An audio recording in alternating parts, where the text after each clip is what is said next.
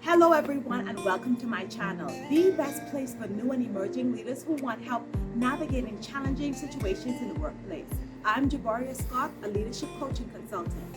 Now there are quite a few things that I've learned about myself over the years in the course of my career and I'm still learning. And if I'm honest, I've made a lot of mistakes, but I wouldn't change it because it made me the person that I am now.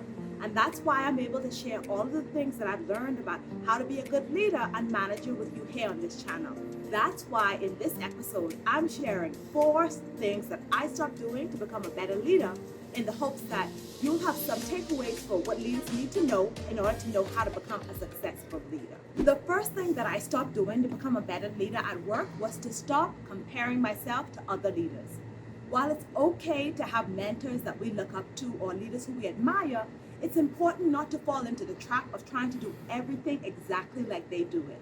There's no single right way or perfect way to lead. Very early on in my career, I learned to appreciate myself at the level that I was at. I came to realize that as long as I was learning and growing, I was on the right path.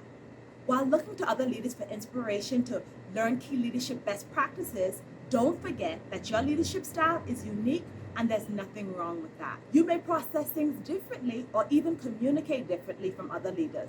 It's important for you to remember that you bring your unique personality and perspective to the role that you take on. A very good friend of mine reminded me that as she focused on her new job role that she was starting recently, I'm sure that we've all heard that comparison is the thief of joy. The truth is that you are your only competition. Give this video a thumbs up if you agree. The second thing that I stopped doing to become a better leader at work was I stopped wasting time. When I learned better time management skills, I was able to make better use of my time. By doing this, I prioritized taking necessary steps to become a better leader and move up the corporate ladder. One of the main things that I took a break from that allowed me to focus and make better use of my time was to stop binge watching TV. Let me start by saying that no one loves a good binge watch more than me.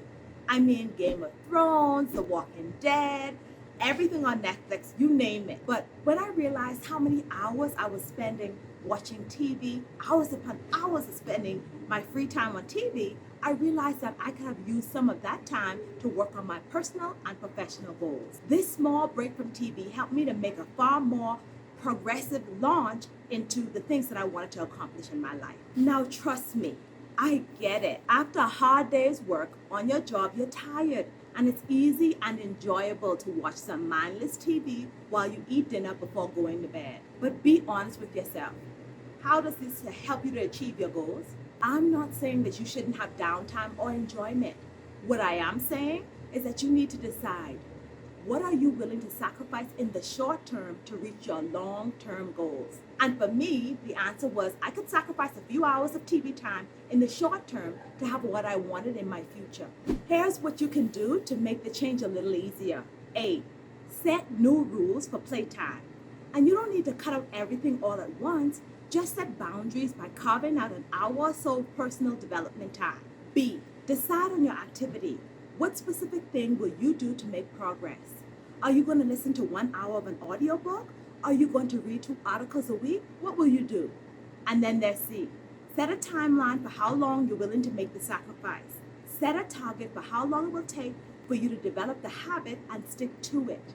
You want your new habit to be incorporated into your routine so that you can measure change over time.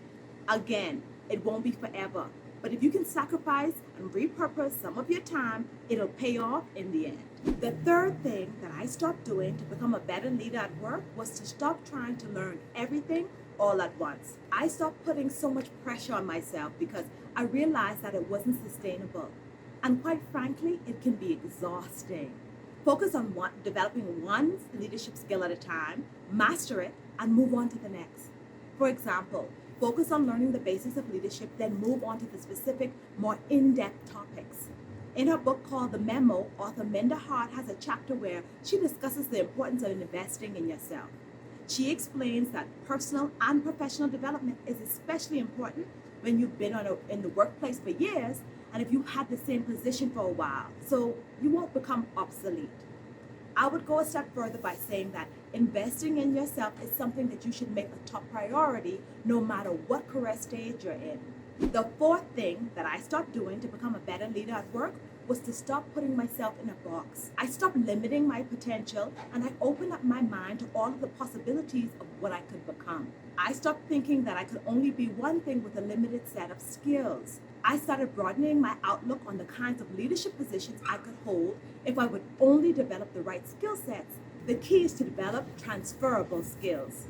You can leverage transferable skills by making yourself more marketable. Entrepreneur, author, and speaker Dan Lok said, develop high-income skills that are not company or industry specific. This allows you to stack your success. This means that you should begin the process of stretching yourself beyond the daily basics of management functions.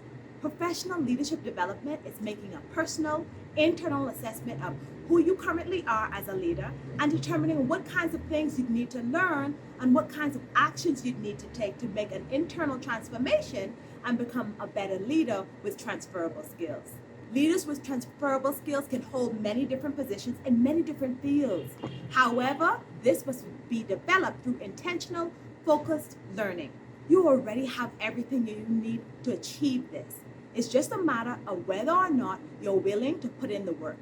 These are the top 4 things I stopped doing to become a better leader at work, and it helped me to evolve. This made a huge difference in my career over time. It's important to remember that there's no single key successful leadership trait. Good leadership is a combination of intentional habit building over time. One thing that will help you with this is putting good systems in place so that you can begin to develop good habits. Repetition and experience that you gain over time will build good routine in your habits as a leader.